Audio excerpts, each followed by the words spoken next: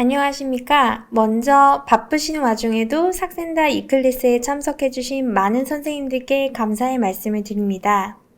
오늘은 왜 체지방 감소가 중요한가라는 주제로 인제의대 서울백병원 가정의학과 허양임 교수님께서 강의를 진행해 주실 예정입니다. 그럼 오늘 삭센다 이클래스를 이끌어 주실 허양임 교수님에 대한 소개 말씀을 드리도록 하겠습니다.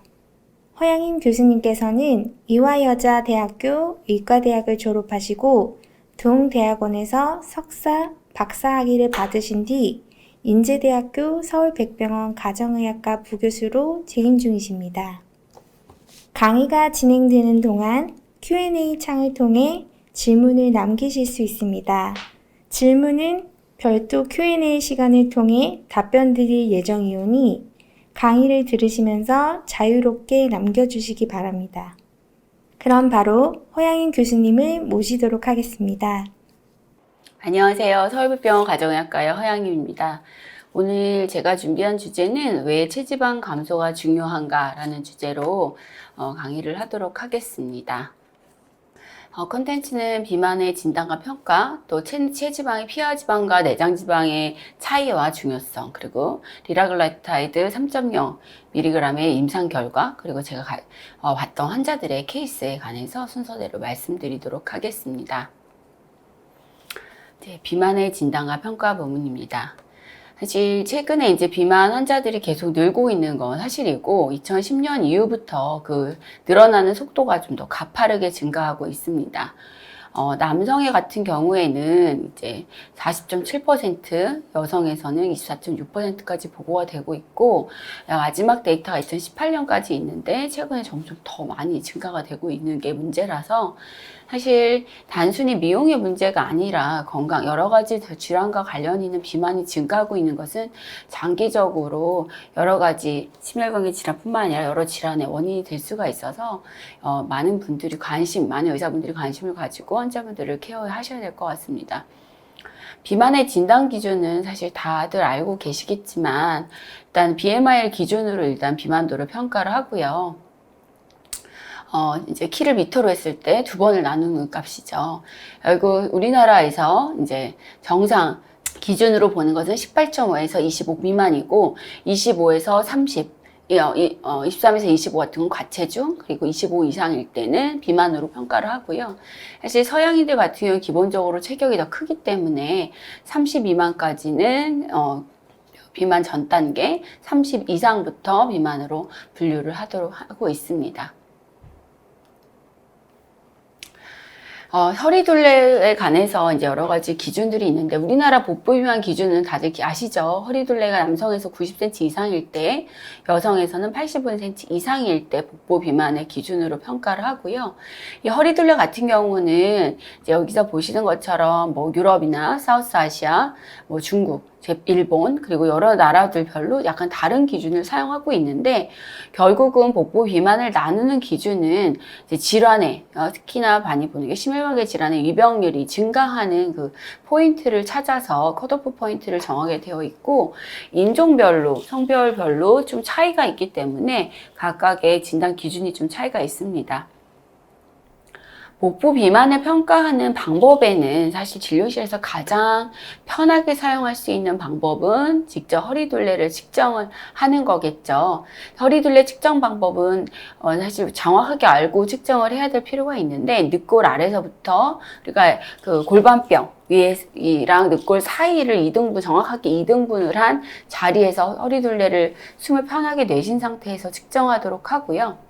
이 허리둘레 위에 이제 같이 평가하는 많이 사용되고 있는 지표가 허리 엉덩이 둘레 비입니다. 즉, 허리는 엉덩이에 비해서 허리가 가늘 때에는 이제 여러 가지 질환의 위험이 좀 더 낮아진다고 보기 때문에 같이 평가를 하고 있고요. 또 허리 신장 비율도 사용을 하고 있는데, 사실 키가 큰 사람이 허리가 더 굵을 가능성이 더 높죠. 허리둘레가 클 가능성이 있기 때문에 이를 보정한 값으로 허리 신장비를 사용하고 있고, 이것도 나라별로 국가별로 그 질환을 일으키는 포인트, 컷오프 포인트가 살짝씩 차이가 나지만 일반적으로 0.5 정도를 기준으로 해서 보고 있습니다. 허리 신장비 같은 경우는 아직까지 공인된 방법으로 사용이 되고 있진 않지만, 이제 제가 이제 연구했던 자료도 있고, 소와 같이 이제 여러 가지 BMI를 평가하기가 어려울 때 좀 사용해 볼 만한 방법이지 않을까 싶습니다. 여러 가지 영상의학과적인 방법으로는 덱사와 CT, MRI 검사가 있는데요. 덱사 같은 경우는 이제 내장 지방인지 뭐 피하 지방인지 그리고 근육의 양이 부위별로 어디에 있는지까지 좀 평가가 할 수 있고 약간 정확도가 높고 엑스레이 그 방사선 노출은 좀 낮으면서 검사 시간이 오래 걸리지 않는 나는 장점이 있어서 이런 체지방을 평가하는 데 유리한 검사 방법입니다. CT나 MRI 같은 경우는 이제 그 비용도 있고 그리고 방사선 노출이 된다는 문제가 있어서 뭐 덱사를 조금 더 많이 사용하고요. 사실 덱사 같은 경우에는 특히 일반 외래에서 그러니까 일반 진료하시는 개인병원 선생님들이 사용하기는 쉽진 않지만 특히 연구자들이 좀 근육의 부위별로 얼마나 변화가 있는지 볼 때나 평가를 할 때 좀 많이 사용을 하고 있습니다. 또 이제 하나씩 다시 이제 비교해서 사진을 잘 보시면, 이제 특히나 덱사 같은 경우에는 우리가 정확하게 내장 지방을 좀 평가를 하고 특히나 근육량이 우리가 많이 있어야 건강과 관련이 높다고 알려져 있는 부위인 허벅지나 복부 쪽 그리고 등같이 큰 근육들이 얼마나 있는지도 좀 평가를 할 수 있어서 여러 가지 환자가 변화를 볼 때 좀 도움이 될 것 같고요. CT 같은 경우 이렇게 영상적으로 면적을 직접 측정을 해낼 수가 있고 내장 지방 면적 자체가 100 이상일 때 절대 면적이 100 이상일 때 피하 지방과 내장 지방의 비율이 0.4 이상일 때를 우리가 복부 비만이 있다, 내장 비만이 있다라고 평가를 할 수가 있습니다. 체지방률에 의해서도 우리가 평가를 많이 하고 우리가 생체 전기 저항 분석을 이용해서 체지방을 가장 많이 흔하게 사용하고 계실 텐데요. 이 방법은 사실 그게 기계의 금액도 저렴하고 그리고 환자가 측정할 때 뭐 방사선 노출이나 뭐 이런 부분의 고려도 적고 설치하기도 어렵지가 않아서 사실 개인 병원 선생님들이 사용할 시에 가장 편하고 그리고 뭐 일본 체육센터나 이런 데서도 많이 사용하는 것으로 알고 있습니다.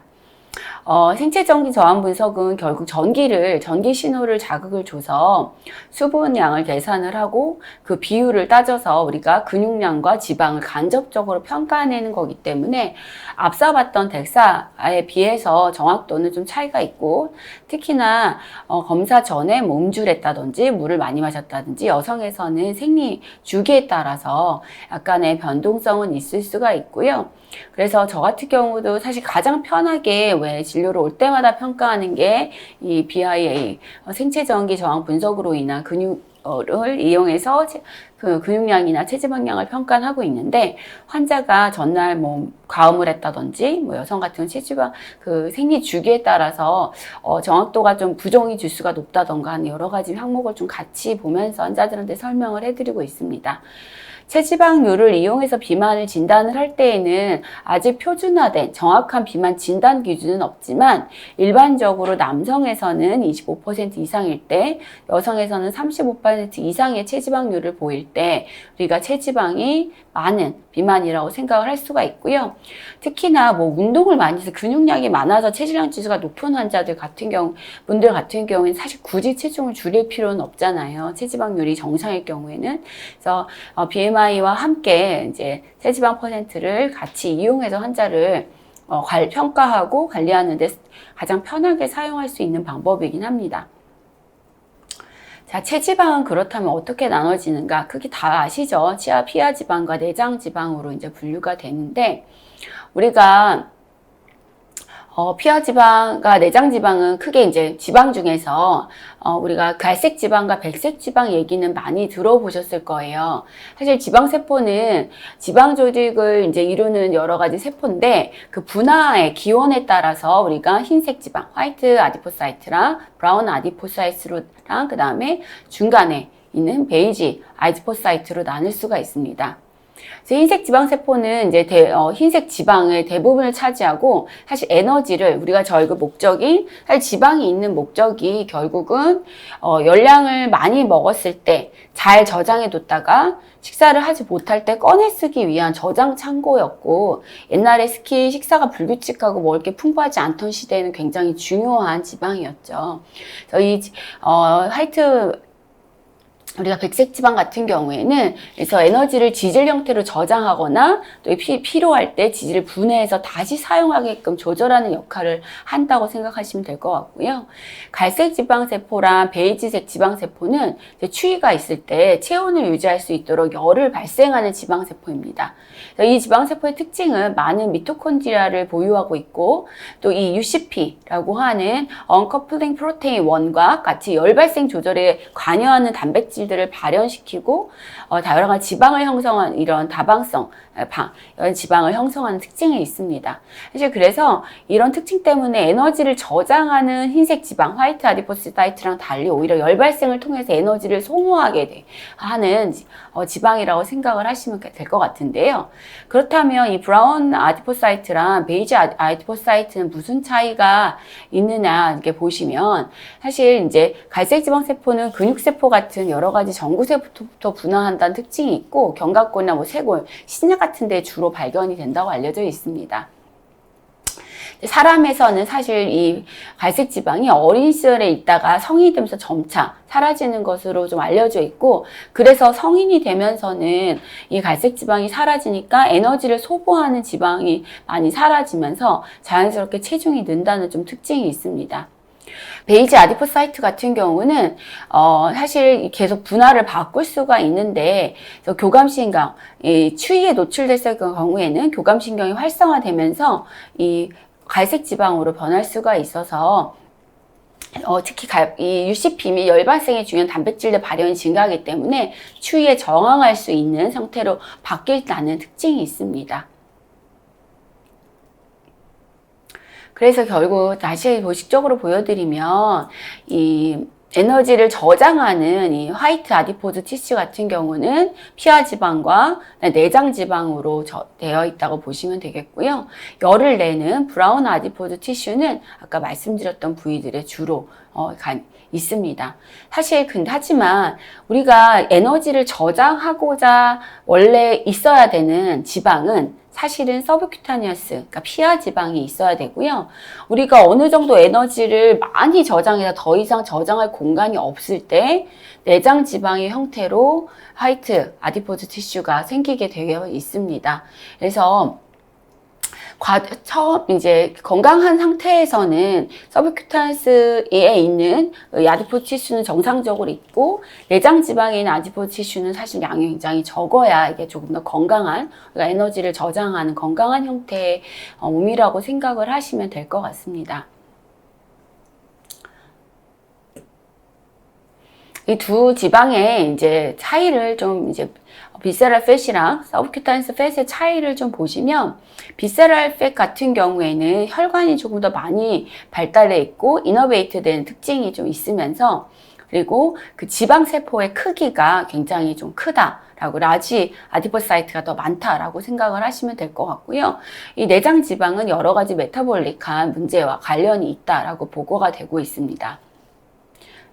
하나씩 좀 자세히 보면 이 내장 지방이 많아지면 결국은 인슐린 저항성이 생기고 리포라이시스가 많이 일어나고 포탈에 있는 이 리포라이시스가 생기면서 생긴 프리패티 에이시드가 간에 저장이 되면서 지방간을 만들 수가 있고요.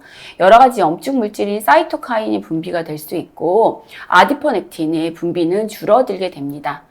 또한 이렇게 지방이 많아지면 내장 지방이 생긴다는 건 결국은 복강 내에만 지방이 생기는 게 아니라 여러 가지 중요한 장기들에도 지방이 쌓이기 때문에 이로 인해서 생기는 문제들이 발생할 수 있는데 우리가 심장에 페리카디아 팻이 많아질 경우에는 심장 내에서 인슐린 저항성이 증가가 돼 있고 심장 세포의 미토콘드리얼 펑션이 떨어지면서 심장의 기능이 떨어질 수가 있고요. 또 에너지 메타볼리즘이 떨어질 수가 있습니다. 또 당연히 페리바스큘라 팻이 많아질 경우에는 당연히 엔도셀룰라 디스펑션이 생길 수가 있고 동맥경화가 진행이 될 수가 있으면서 카로티드에 그러니까 우리 혈관의 탄력성이 떨어지면서 혈압도 올라가고 하는 문제가 생길 수가 있겠죠. 지방은 사실 이제 근육 내에도 쌓일 수가 있는데 우리가 근육은 사실 열량을 소모하는 기관인데 근육에도 지방이 많이 쌓이게 되면 그로 인해서도 인슐린 저항성이 약화되고 VO max 근육이 산소를 사용하는 정도도 떨어지게 됩니다. 또 판크레아스에도 팻이 많이 쌓이게 될 경우에도 인슐린 저항성이 생기고 결국 베타셀의 아포프토시스가 일어나면서 당뇨의 위험이 높아지겠죠. 지방이 간에 쌓이게 될 경우에도 마찬가지로 인슐린 저항성이 높아지고 그 다음에 VLDL, Very Low Density 결국 LDL보다도 더 혈관 침투성이 높은 그러니까 혈관 심혈관계 질환을 많이 일으킨다고 알려져 있는 VLDL의 프로덕션이 증가될 수가 있겠고요. 리포제네시스가 증가하면서 결국 지방과 네플드가 되면 결국은 간경화까지 진행할 수 있다는 문제가 있어서 이렇게 내장에 쌓이는 지방을 줄이는 것이 무엇보다 우리가 사실 비만을 치료할 때 환자들은 몇 킬로가 되고 아름다워지고 몸이 멋있어 보이기 위해서 오겠지만 사실 의사 입장에서 체중을 줄여야 되는 목적은 그리고 환자한테 꼭 설명을 해야 되는 부분이 결국은 이런 여러 가지 장기의 기능을 향상시키고 장기적으로는 더 심각한 심혈관계 질환이나 암이나 여러 가지 질환들을 예방함으로써 삶의 질을 높이고 기대 여명을 높이는 게 결국 우리가 비만을 치료하고자 하는 목적이기 때문에 이러한 개념을 환자들에게 설명을 하셔야 될 것 같고 비만 환자를 평가할 때 내장지방이 많은지 적은지 내장지방이 많은 것으로 인해서 이런 장기에 문제가 생기진 않았는지에 대한 평가와 치료 효과를 평가할 때도 이런 부분을 반드시 같이 관찰하셔야 할 것 같습니다. 자, 그렇다면 이제 아디포스 티슈의 기능이 사실 무슨 차이가 남녀 성별별로 좀 차이가 있다는 건 다들 좀 알고 계실 거예요. 사실 여자분들은 아까 체지방에 있어서 남성에서는 25% 이상일 때 체지방률이 문제가 있는 비만이다라고 얘기를 하고 있고 여성에서는 35%라고 얘기를 했습니다. 자연적으로 여성은 지방을 남성보다 조금 더 많이 가지고 있는 특징이 있고요. 대지방이 특히나 폐경 전 연령에서는 이제 생식을 위해서 엉덩이와 허벅지 같은 부분에 지방이 더 많이 축적이 되어 있고 그걸 이제 편하게 우리가 뭐 서양배 모양의 체형이 전형적인 여성의 지방의 축적 형태라고 본다면 남성에서는 지방이 측정이 될 때 센트럴 오베시티 이제 복부 쪽으로 지방이 많이 분포가 되는 게 특징이라고 볼 수가 있습니다. 그래서 사실 이제 폐경 이후에는 조금 더 다른 이야기겠지만 여성에서는 이 브라운 아디포스 티슈가 좀 많고 그리고 피하 지방이 많기 때문에 사실 그 지방 함량이 높아도 여러 가지 카디오바스쿨러 디지즈나 타입 2 DM의 리스크는 조금 더 떨어진다라고 볼 수가 있습니다.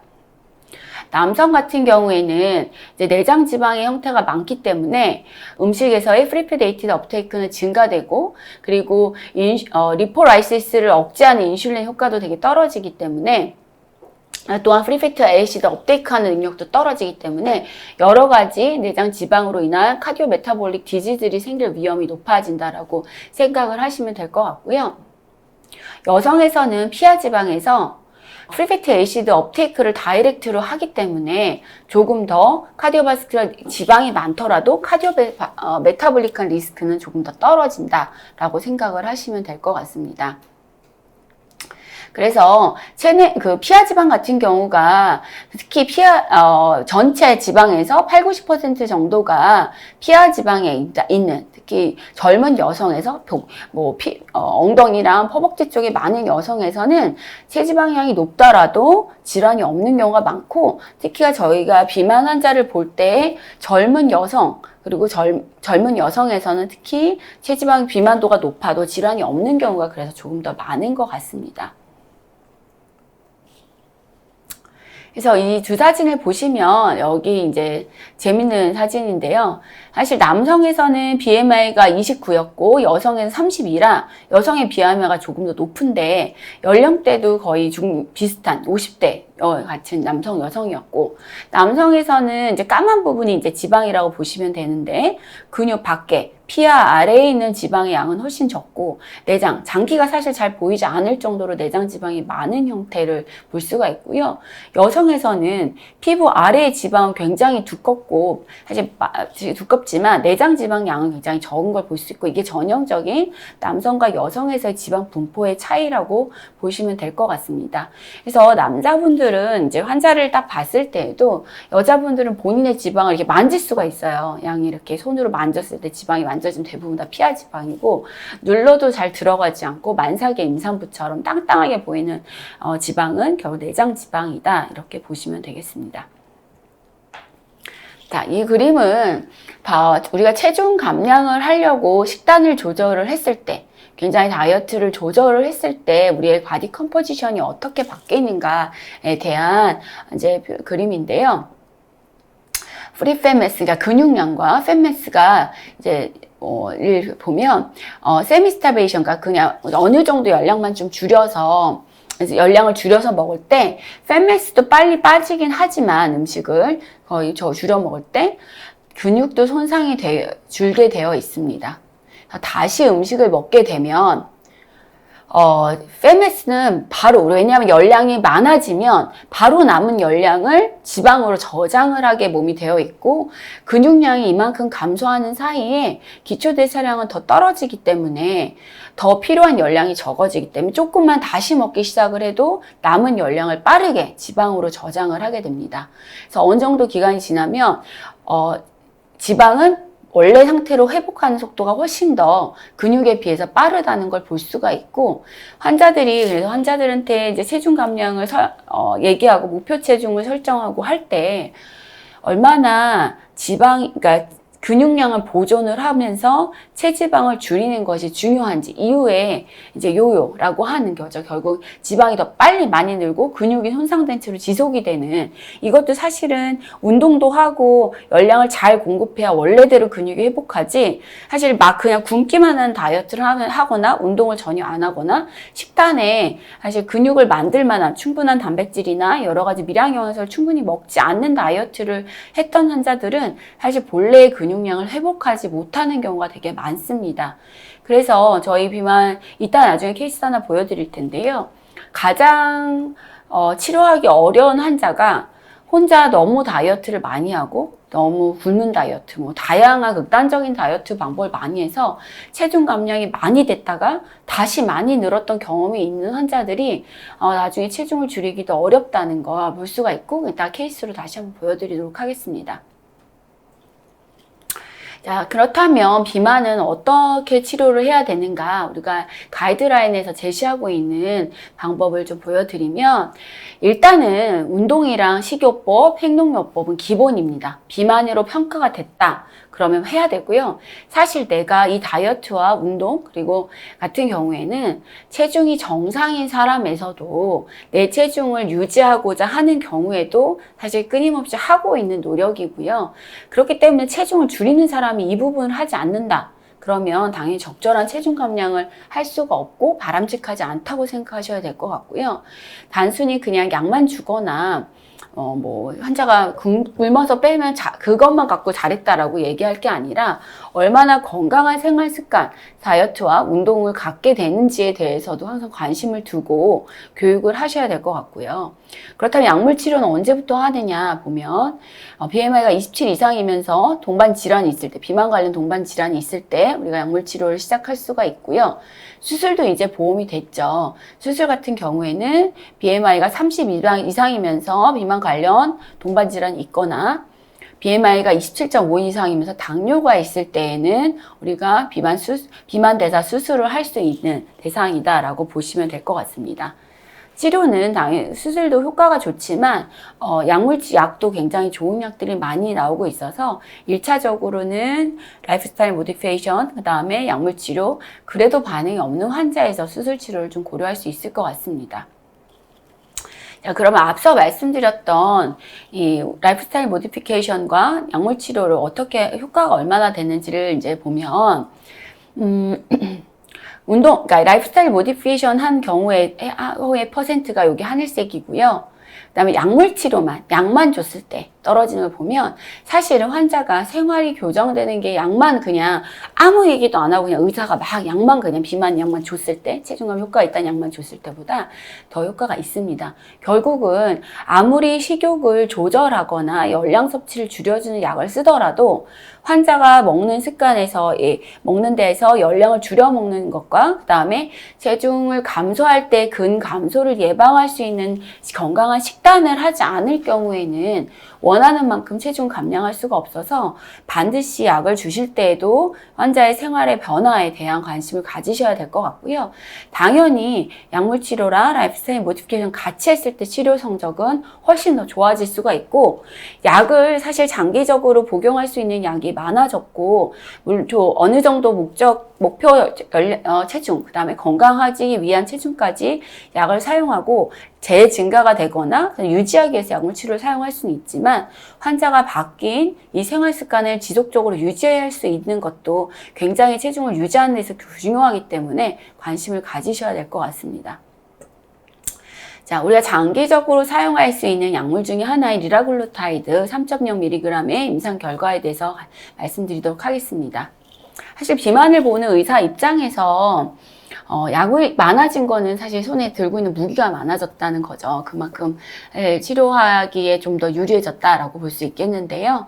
장기적으로 허가받은 약은 이제 미국에서 허가받고 우리나라에서 허가받은 약제에는 오리스테트와 그 다음에 펜터미 토프라이트 복합제제인 큐시미아, 그리고 날트렉선 부프론 복합제제인 컨트라브, 그리고 삭센다, 리라글루타이드 3.0mg인 삭센다가 있습니다. 유럽에서는 이제 큐시미아랑 펜터미는 허가를 받지 못했고요. 펜터미 같은 경우는 3개월 단기 치료 약제라는 걸 기억하셔야 될 것 같고, 이 큐시미아와 이 펜터미는 향정신성 의약품이기 때문에 함부로 환자의 모니터링 하지 않으면서 장기 처방하거나 중독에 고려하면서 약을 쓰셔야 된다는 거 좀 기억을 하셨으면 좋겠습니다. 이제 페이스 3 이제 트라이얼들을 좀 요약해서 말씀을 드리면, 비만하고 당뇨 전 단계인 환자를 대상으로 한 스케일 오베시티 앤 프리다이어티스 연구에서는 1년간 체중이 9.2% 감소가 됐고요. 당뇨 3년 동안 지켜봤을 때 당뇨 타입 2 DM으로 이제 진단받을 위험은 80%까지 낮췄습니다. 그러니까 당뇨 전 단계인 비만 환자에서 삭센다를 사용할 때에는 이 환자가 당뇨 환자로 가지 않게 하는 굉장히 강력한 약이다라고 생각을 하시면 될 것 같고요. 삭센다 자체가 리라글루타이드가 워낙에 당뇨 약제로 이제 허가를 먼저 받았다가 이제 3mg 용량에서는 체중감 효과를 인정을 받으면서 우리가 비만 약제로 허가를 받았기 때문에 이 당뇨 전 단계에 있는 환자에서는 다른 약제에 비해서 강력한 효과가 있다라고 생각을 하시면 될 것 같고요. 당뇨 환자는 치료해 보시면 아시겠지만 사실 여러 가지 대사 문제가 이미 생기면서 당뇨가 없는 환자들에 비해서 체중을 줄이기가 쉽지가 않습니다. 살이 잘 안 빠지죠. 그래서 당뇨가 있는 환자들은 치료를 시작할 때 조금 더 체중을 감량하기에 불리하다라는 설명을 해주시면 환자를 끌어가는 데 있어서도 좀 더 도움이 되실 것 같아요. 당뇨 환자들을 대상으로 한 스케일 다이어베티스 연구도 보면 56주가 1년 동안 체중은 6% 정도 감소가 됐고, 이제 이 당뇨가 이미 진단됐기 때문에 이분들은 당할색소가 얼마나 개선이 되는지가 중요한 지표죠. 당할색소는 마이너스 1.3% 정도 됐다 보시면 될 것 같고요. 그 다음에 이제 장기 치료를 할 때 얼마나 효과가 있는지 본 스케일 메인터넌스 연구를 보면 3mg를 계속 유지했을 때 더 추가적으로 6.2%까지 체중 감량을 볼 수가 있었다라고 되어 있고, 1년 동안 5% 체중 감소를 유지한 그룹이 82%. 사실 환자가 줄이고 나서 다시 리게인 약을 끊거나 아니면은 치료를 중단해요. 우리 클리닉을 다니지 않게 됐을 때 다시 늘어서 오는 거는 얼마나 많이들 볼 수 있는 케이스고요. 그래서 상자가 초기보다 당연히 체중 감량 속도가 뒤에 가면 늦어지고 잘 안 빠지더라도 유지를 해서 그 감량된 체중을 오랫동안 유지하는 것 자체도 굉장히 임상적 의미가 있기 때문에 이 스킬 메인터넌스 연구 결과는 굉장히 의미가 있는 결과라고 보시면 될 것 같고요.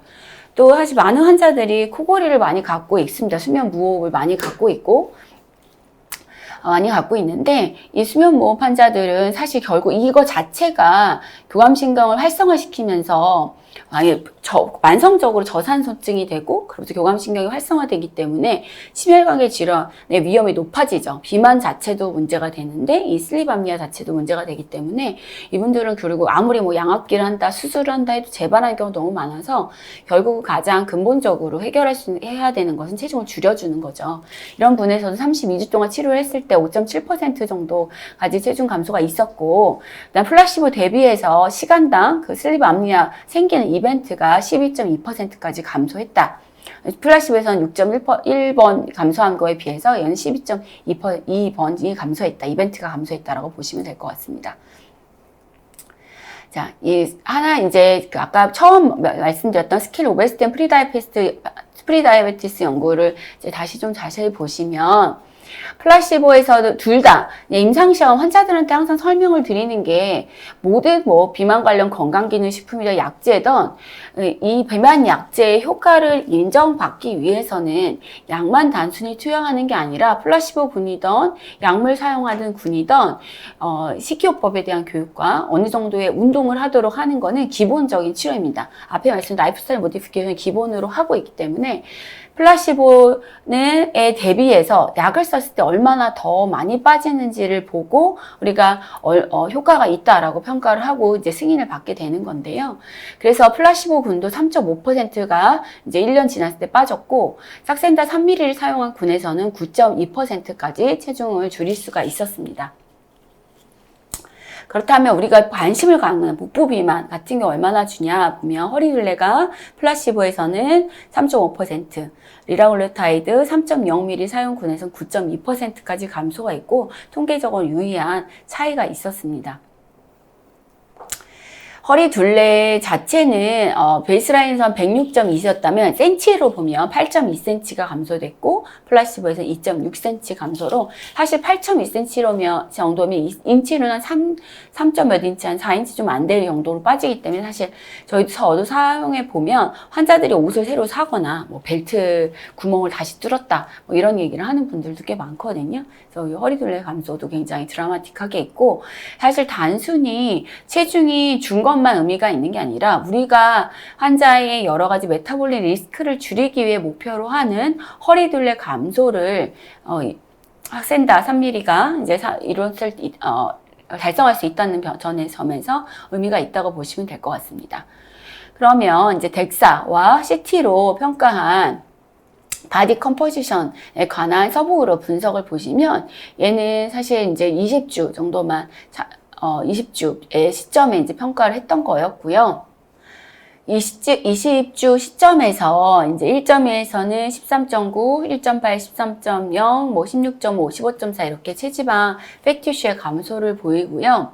플라시보 대비해서 보면 유의하게 유의성은 떨어지지만 살짝 이제 더 많이 떨어지는 걸 볼 수가 있겠고, 그리고 20주 시점에서 비세럴 팻이 2.4, 3.0에서 23 정도까지 감소가 됐고 플라시보 대비해서 9.2, 6.4%까지 떨어졌다라는 걸 볼 수가 있고, 사실 앞서 보여드렸던 1년간 체중 감소 폭으로 봤는데 얘는 사실 20주 시점에서 5개월 정도 지났을 때 평가한 거기 때문에 조금 더 많이 감소가 되긴 했지만 사실 통계적으로 유의성까지는 보진 못했습니다. 하지만 제가 환자분에서 사용을 해보면 유의하게 체지방량, 특히 내장지방이 감소하는 걸 좀 볼 수가 있습니다.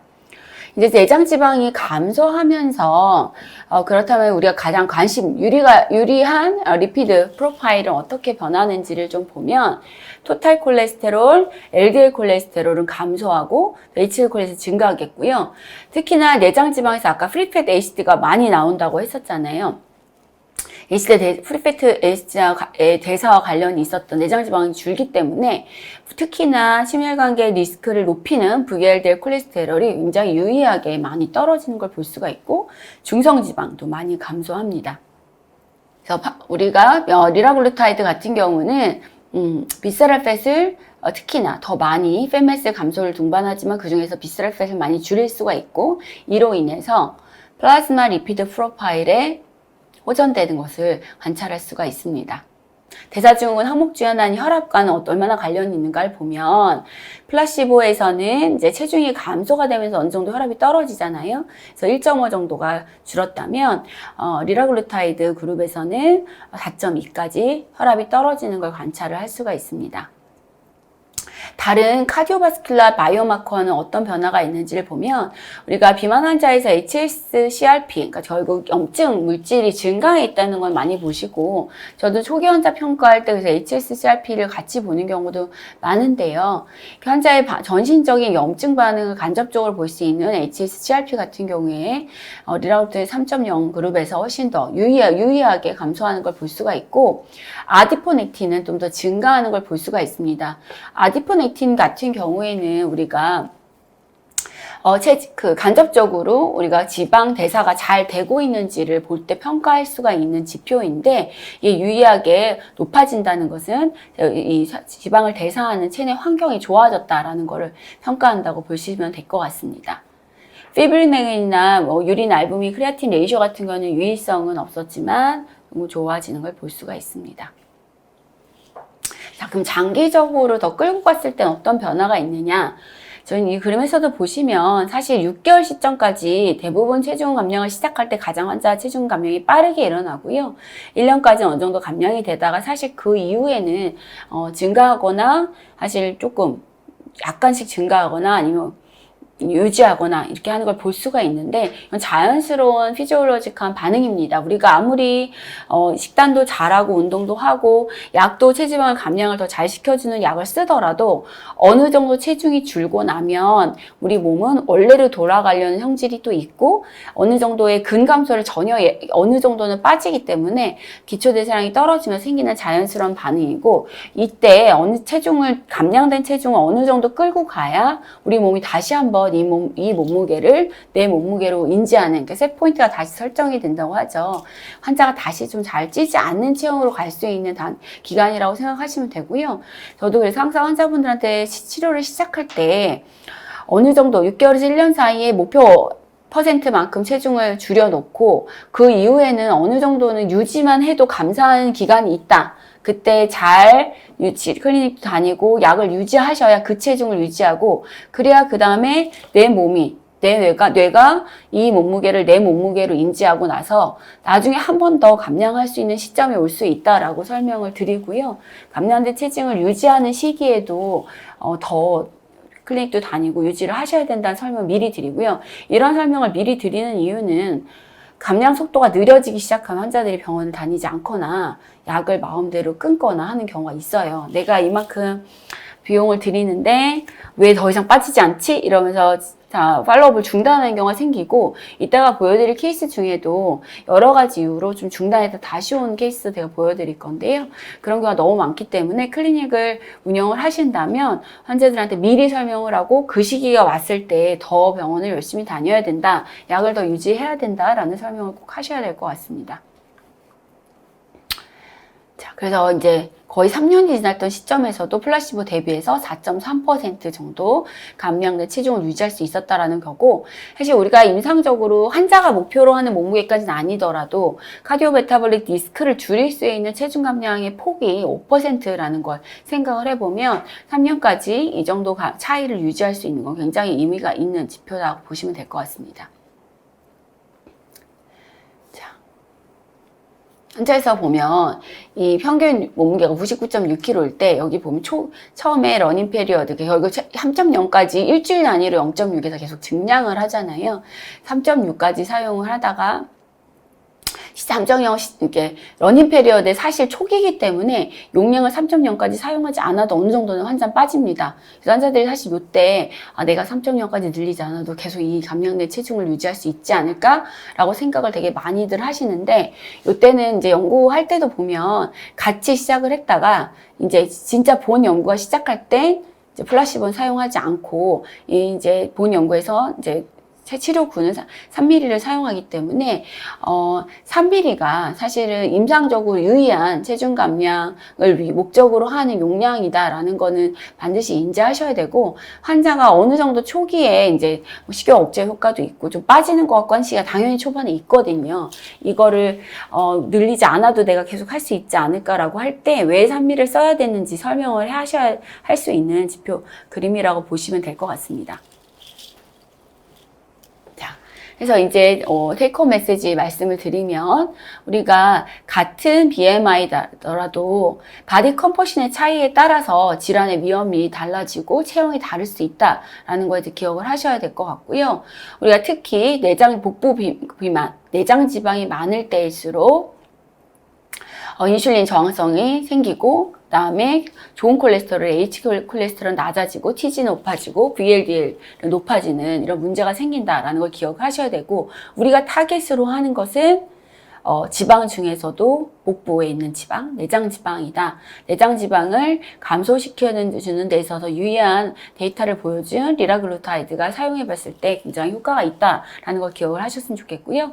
정리해서 얘기하면 우리가 1년 정도 사용했을 때 체중은 9.2% 정도, 허리둘레는 8.2cm, 그리고 제 지방이 줄 때 림매스, 근육보다는 팻매스가 더 많이 빠지고, 이 팻매스, 특히 비세럴 팻이 많이 줄면서 플라즈마 리피드 프로파일은 많이 호전된다라는 걸 기억하셨으면 좋겠습니다. 자, 마지막으로 이제 케이스 하나씩 보여드리겠습니다. 리라글루타이드는 일단 허가사항으로는 30 이상인 환자, 또 아까 처음 보여드렸던 것처럼 27 이상에서는 여러 가지 당뇨 전 단계에서 쓸 수 있고요. 당뇨가 있거나 고혈압, 이상지질 같은 여러 가지 체중 관련 동반 질환이 있을 때 사용을 하실 수가 있습니다. 케이스 처음 걸 보여드리면 여자 환자였고 48세 여성이었고 폐경 그러니까 2행기 정도 되셨어요. 생리가 약간 좀 불규칙하게 이제 한 2행기 정도 연령이었는데요. 이분 같은 경우는 이제 키가 163에 78.7kg, BMI 29.6이었고 허리둘레는 96cm, 복부 비만이 해당이 됐죠. 사실 보통 폐경 전 여성에서는 체지방 분포가 아까 말씀드렸던 것처럼 내장 지방은 좀 적고 복부 비만이 적은 특징이 있는데, 이분 같은 경우는 보시면 BMI는 30이 되지 않았지만 허리둘레는 복부 비만 기준에 해당이 되셨어요. 가족력도 있고 워낙에 이제 운동 같은 것도 별로 안 하시던 분이고 식단도 그렇게 좋지가 않아서 아마 체지방 축적이 그 여성분들의 건강 체형에서 또 이제 폐경 이행이 되면서 더 좋지 않은 형태로 발현이 되셨던 것 같고, 특징이 이제 2003년 둘째 출산 이후부터 이제 60kg대 초반이었는데 계속 서서히 거의 18kg, 거의 20kg가 늘었다라고 하면서 오셨습니다. 저희 클리닉에 오시게 된 이유는 고혈압, 고지혈증, 그리고 이제 지방간이 생기면서 OTPT 간 수치가 높아지면서 약을 드시게 되면서 이제 체중을 줄여야만 이 약제를 조정할 수 있다는 얘기를 듣고 오셨고요. 또 문제는 코골이도 없었는데 생겼고 무릎이나 발목에 통증이 생기기 시작했습니다. 여성 환자에서의 비만, 특히나 남성에 비해서 무릎이나 발목 통증, 그러니까 골관절 질환과 관련이 되게 높고요. 체중을 조금만 줄여줘도 이런 증상은 많이 호전이 될 수가 있습니다. 잠을 많이 못 주무시는 좀 특징이 있고, 이제 수험생인 아이가 있었고, 운동은 겨우 한 30분 정도 걷는다 했고, 국수나 빵 같은 걸 많이 드시는 편이었고, 아이들과 같이 밤에 이제 야식으로 치킨 같은 걸 시켜 드시는 좀 특징이 있고, 다행히 술, 담배는 안 하셨습니다. 이분은 이제 여성이었지만 내장 지방이 좀 많았기 때문에 여러 가지 질환이 생긴 분이었고, 사실 이제 모든 사람을 찍지는 않는데요. 특히 이렇게 여러 가지 이미 비만과 관련된 질환이 생긴 분들에서 내장지방 평가를 저는 꼭 합니다. 보면 내장지방 절대 면적 자체가 100 이상이 169였고, 이제 피하지방도 많지만 내장지방이 좀 많은 타입이셨습니다. 이분 같은 경우는 사실 이제 탄수화물 음식도 많이 드리고 처음에 주사제를 많이 무서워하셔가지고 콘트라부를 먼저 처방을 했었고요. 이제 걷기는 만보까지 좀 걷자, 그리고 스트레칭을 알려드리고 근력 운동 좀 하자 하면서 이제 떡, 음료 같은 이런 것들을 좀 줄이고 단백질 섭취를 충분히 하는 영양 컨설팅을 하고 라이프스타일 모디피케이션 같이 진행을 했습니다. 콘트라부는 이제 약을 처방하고 2주 있다가 보통 오시게 하는데, 이제 5월 14일 이제 2주 있다가 팔로우업을 보통은 하는데, 요번에 첫 주에는 일주일 만에 오셨는데요. 처음에 라이프스타일 모디피케이션만 해가지고는 조금 속도가 늦는 것 같아서 이때가 이제 약을 처방한 시점인데 약을 한 4일밖에 못 드시고 오셨더라고요. 어지럽고 두통이 있고 식은땀 나는 부작용이 있어서 이제 약제를 안 드시고 오셨고, 그래서 그 다음에 오셨을 때에는 이제 삭센다를 사용하기 시작했습니다. 환자가 처음에 노지아가 있어서 제가 원래 이제 주 단위로 3mm까지 증량을 하기로 했었는데 3mm 단계까지는 사용을 못했고 이제 노지아가 좀 있어서 2.4mm로 이제 유지를 좀 했던 분이었고요. 체중은 이제 계속 수차적으로 잘 줄어서 8개월 시점에서 12%까지 체중 감량을 할 수가 있었습니다. 특히나 허리둘레 같은 경우도 꾸준히 감소가 돼서 8% 정도 허리 사이즈가 줄어서 처음에 이제 인위적게 안 보였는데 이제 더 높았죠. 복부 비만 기준이 80% 이하로까지 허리둘레 사이즈를 줄일 수가 있었습니다. 그래서 그러면 이제 BIA로 본 근육량은 얼마나 변했나 보면 처음에 비해서 근육은 한 1kg 정도 체중은 저렇게 많이 빠진 사이 근육량은 한 1kg 정도만 감소가 있었고, 체 지방이 훨씬 더 많이 빠졌기 때문에 환자 이니셜 걸 다시 한번 보시면 비율이 체지방 퍼센트가 딱 눈에 보기에도 근육량이 쑥 들어가 있었잖아요. 37.7%였다면 이후에는 20.4%, 20.4kg까지 감소해서 체지방 퍼센트 30.3%까지 줄었습니다. 사실 이후에도 조금 더 이제 하셔야 되는데 이제 이 뒤에도 사실 사용하고 있고요. 이분이 쓰다가 중간에 이제 다른 혈압이랑 콜레스테롤 약을 용량을 줄이면서 저한테 다니던 분인데 약을 어느 정도 되니까 끊고 싶어 해서 살짝 끊었다가 다시 찌면 악삭탄소 다시 써야 될 것 같다고 얘기하고 다시 쓰고 막 이렇게 하던 분이고요. 지금은 조금 더 체중을 감량해서 유지하고 있습니다. 랩 데이터도 보시면 OTPT가 73에 89, 혈당은 116, 당뇨약은 하나 쓰지 않는 당뇨 전 단계였고, TG가 159, HDL이 36이었는데 6개월 정도 지난 시점에서 간치는 정상화됐고 혈당도 97까지, 그러니까 당뇨 전 단계에서 정상 혈당으로 돌아갔고요. TG 같은 경우에도 100일, HDL 콜레스테롤이 36에서 50까지 올라갔습니다. 사실 HDL 콜레스테롤이 약을 써도 그렇게 막 잘 올라가고 그러지 않는데 이분 같은 경우에는 HDL 콜레스테롤 개선이 있었습니다. 그래서 사실 중간에 그래서 이미 그 간장약인 우르사는 이미 약을 끊었었습니다. 케이스 3번 보시면 59세 남성이었고 170에 108.7kg, BMI 30.6이었고 허리둘레가 113이었습니다. 딱 보기만 해도 병이 있을 것 같은 분이었고, 이분은 소화기내과에서 헤파비 캐리어에 OTPT 많이 넣은 패티리버가 심해서 간장약을 고덱스까지 드시고 고혈압, 고지혈증 약을 드시고 계시던 분이었고요. 이분이 너무 식단이 좋지가 않고 체중을 줄이지 않으면 약은 계속 증가할 것 같고, 헤파비 캐리어인데 지방간까지 심해지니까 체중을 줄여야 될 것 같다면서 제 클리닉으로 컨설트 해주셨던 분이었고요. 보니까 무릎 통증도 생기고 있었고 코골이는 매우 심한 분이었습니다. 이분은 운동을 거의 안 하고 있었고 이제 식습관이랑 사실 술도 좋아하시고, 문제가 레토르 음식도 많이 먹고 과자, 과일 그리고 단 음료를 굉장히 좋아하는 분이어서 하루에 거의 끼니마다 단 음료를 하나씩 드실 정도로 식단에 굉장히 문제가 많은 분이었고, 이제 하시는 이 일의 특성상 거의 새벽에 주무시고 늦게 일어나는 특징이 있었습니다. 다행히 담배는 안 피우셨고요. 이분은 이제 보면 체지방 퍼센트가 남자분인데도 44.4%까지 높았고, BIA에서 분석한 비세랄 팻 에어리아의 양이 211.9였습니다. 딱 보면 전형적으로, 근데 이분은 내장지방 양 절대 면적도 굉장히 많지만 체지방이 워낙 많아서 피하지방도 굉장히 많은 분이었어요. 그래서 여러 가지 문제가 같이 있던 분이었고, 이분은 이제 약을 시작을 할 때 처음부터 사실 워낙 식단 조절이 안 되고 식단이 굉장히 나빴던 분이어가지고 약을 처음부터 시작을 했고요. 3mm까지 정말 사용을 하고 싶었는데 이제 환자분 보시면 다행히 운동을 그때는 안 했지만 다시 탁구를 원래 좋아했던 운동을 시작하면서 주 2회 정도는 2-3시간까지도 이제 탁구도 하고 3,000보다 8,000보 정도 걷고, 이런 음료, 특히 이제 단 음료와 아이스크림 같은 유를 먼저 끊자고 얘기를 하고 이제 시작을 했고요.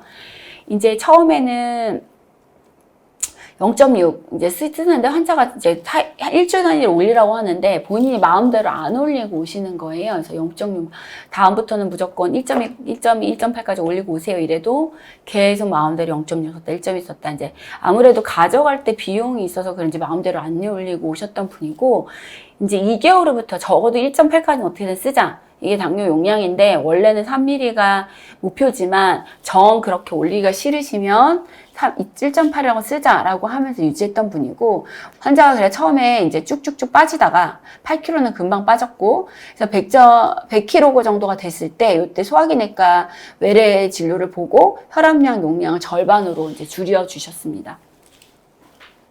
요 시점에 이제 환자가 줄지 않아가지고 오셨는데 이때 보니까 1.8 용량을 총 기간 동안에 2번 정도는 맞고 뭐 바빠서 운동도 하다 못해도 못하고 먹고 싶은 대로 먹고 그렇다고 하셔서 다시 삭센다를 시작을 했고 왜 그런지 모르지만 이제 환자는 이제 핑계였던 것 같긴 한데 1.8을 맞으면 맞은 자리가 뭐 아프다 막 이런 얘기 계속하면서 1.2 정도만 겨우 이제 끌고 갔던 환자예요.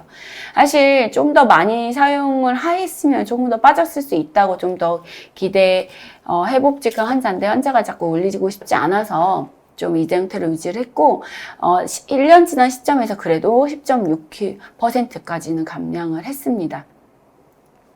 허리 둘레는 1년 된 시점에 8.8%, 113에서 103까지 10cm 정도 감소를 했습니다. 랩 데이터가 많이 좋아져서 이제 중간에 그 간장약으로 먹던 고덱스도 끊었는데요. 간 수치가 69에서 60 정도. 이건 약을 먹고 있는 와중에도 이렇게 높았거든요. 저희 소화기 내과에 저한테 의뢰되기 전에 측정했던 게 높았는데 혈당도 사실 135. 당뇨약은 써야 되는데 당뇨약은 안 쓰고 싶다고 해서 계속 팔로우만 하고 있었던 거였고요. 약 쓰기 시작하니까 간 수치가 바로 정상화되고 체중 감량이 되면서 혈당도 공복혈당 장애 수준으로 다시 좀 회복이 됐고 이렇게 볼 수가 있고 감마GP도 77에서 50으로 많이 좋아졌습니다. 이제 12월쯤 됐을 때는 모든 수치가 되게 많이 좋아진 걸 보실 수가 있고요. 전후로 이제 비교해서 체지방 할 때 보시면 환자가 108에서 97.2까지 줄였고 체지방률도 44.3%, 40.6%까지 준 거 보실 수가 있고 근육량 같은 경우에는 이제 그래프상으로 BI가 그려주는데 33 정도였다면 32점이 거의 중간 변화가 없이 유지가 되고 체지방만 잘 감소가 된 걸 볼 수가 있고요.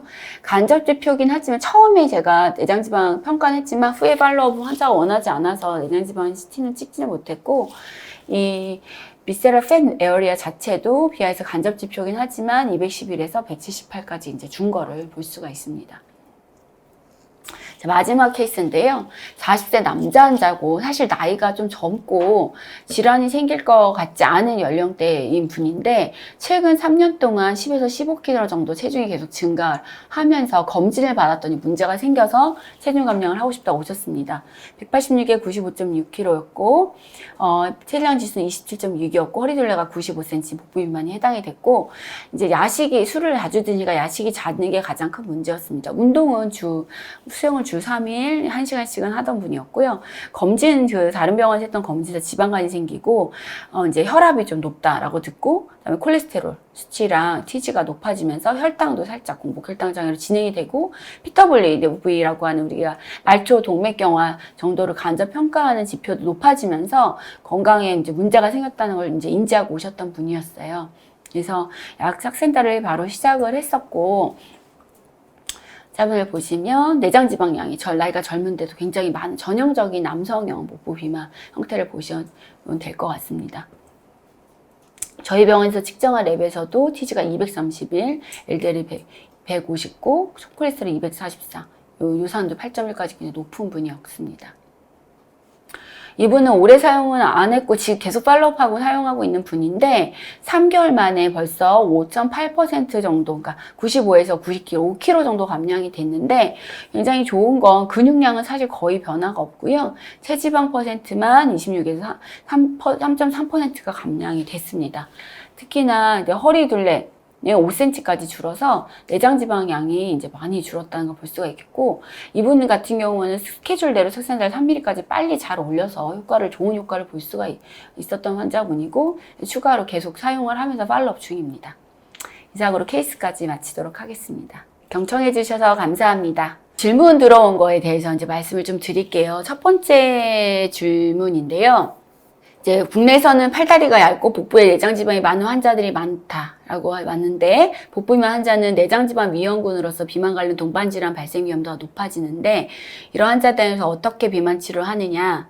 그리고 두 번째 이제 질문이 이제 여성에서, 특히 중년 남성과 그 다음에 폐경 후 여성에서의 복부 비만이 높은데 효과적으로 감소하는 방법. 사실은 내장지방의 특징이 아까 사실 남는 에너지를 피하면서 저장을 하다가 남으면 이제 내장지방으로 저장을 한다고 했잖아요.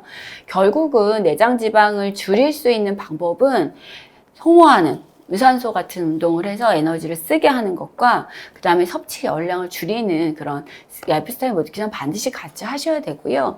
거기에 오늘 설명을 드렸던 이제 리라글루타이드 같은 약제는 똑같이 체중이 줄 때 환자들이 그리고 식단을 똑같이 줄였을 때 포만감도 더 들고 식욕 욕구도 좀 떨어지냐 덜 힘들게 식욕 조절, 그러니까 식이 조절을 할 수 있게 해주는 그런 장점과 함께 그 다음에 내장 지방을 똑같이 지방이 빠져도 내장 지방이 조금은 더 감소되게 해주는 효과가 있기 때문에 이런 약제를 특히 이런 이미 메타볼릭 리스크 이런 요인이 생겼거나 이미 약제를 복용하기 시작한 이런 중년 남성이나 여성에서는 약제 처방과 같이 하면서 라이프 스타일 모디피케이션을 꼭 같이 하셔야 될 것 같습니다. 네, 좋은 질문인 것 같아요. 사실 이 부분을 꼭 말씀을 드리고 싶다고 생각을 했던 부분인데, 이제 골격근량을 줄이면서 체지방 감소를 위해 추천하는 식단이 있으신가요? 이렇게 보면, 이제 비만 약제를 쓸 때 환자한테 식단 교육을 꼭 해야 된다고 이제 계속 얘기를 드리는 이유 중에 하나가 식욕 억제 효과나 포만감을 많이 주거나 하는 효과가 큰 약을 쓸수록 환자들이 먹고 싶은 욕구가 주니까 식단 교육하지 않으면 그냥 무작정 덜 먹어버리면서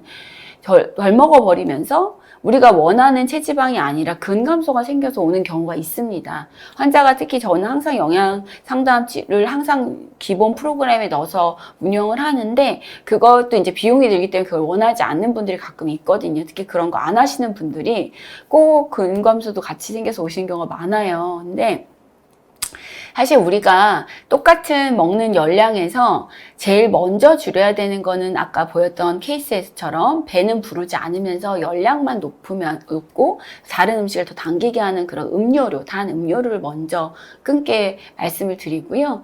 그리고 포만감을 높이면서 우리가 몸에 필요한 영양소가 충분한 식단을 드셔야 되는데 그 식단이 결국은 야채를 많이 먹고 그 다음에 어느 정도 일정한 단백질을 잘 드시도록 하는 겁니다.